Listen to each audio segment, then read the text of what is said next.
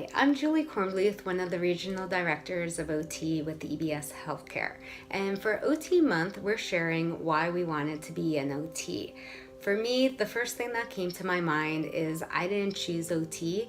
OT really chose me. So to share my story with you, when I was young, I always thought I wanted to help people. I considered being a teacher. And then when I was a sophomore in high school, I came down the stairs one day, asked my mom to take me to the library, which I have to admit at the time was a very rare occurrence. And she asked me why. So I explained to her that I was going to teach myself sign language.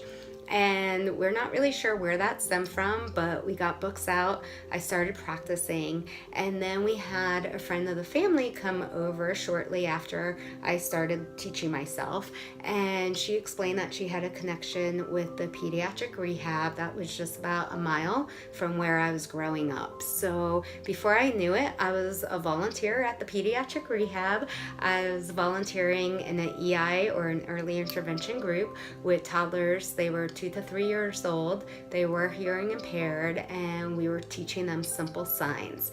And I absolutely loved the group. And then that group graduated. And when they graduated, I felt somewhat disappointed, but I was asked right away if I would consider returning and join another group of school-aged children with various disabilities. So I decided to give it a shot, and I came back the following week, and since it was a new experience for me, I was able to observe with some parents in the room next door that had that two-way mirror. And all I remember is as the session began, standing in that room and right away just filling up with emotions. And the more I watched, thinking, why am I in this room right now? I want to be out there. I want to be with the therapist. I want to be hands-on with the children. I want to be a part of it all. I remember, watching the children. They were having fun. They seemed motivated by the activities. They seemed engaged. And then I'm watching the therapist, who I kept thinking, this is their job. They're not volunteering. This is what they do. And they seem to be enjoying, and they seem to really care. And yet they're definitely making a difference in these children's lives. They're teaching these children new skills. So I felt that pull right away of really wanting to learn more about it.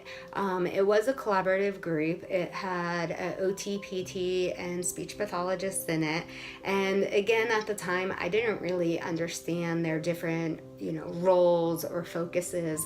But what turned out happening is my eyes just kept gravitating to the OT, and I kept watching the OT and being interested in what was she doing.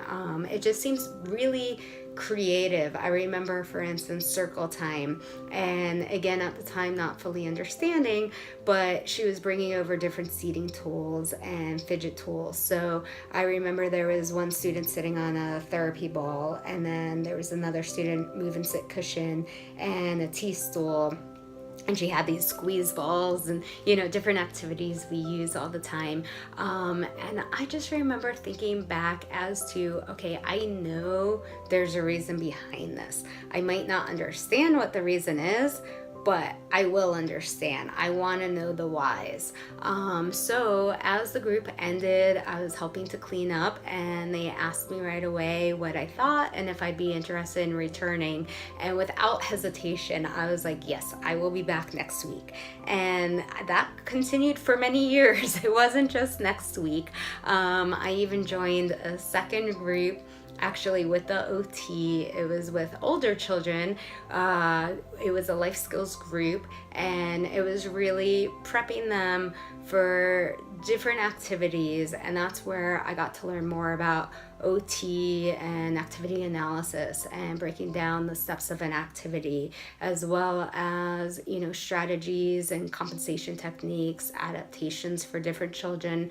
I remember, for instance, doing some cooking activities, but even with the cooking activity, it literally was from start to finish of let's determine what we're making, what ingredients, let's practice, let's speak about when we go to the grocery store and have that community outing. And I got to be a whole part of it. So by the time I got to university, I couldn't wait to learn the knowledge and really the whys behind everything, those theories, those frames of references. And even to this day, I realize everything we do, I don't really ever take off my OT hat. We're always, looking at activities a little bit differently and problem solving and truly helping people to live life to their fullest. So with that being said, just want to wish everyone a happy OT month and happy 100th year birthday OT, happy centennial, and would love to hear your stories as well. So thank you so much.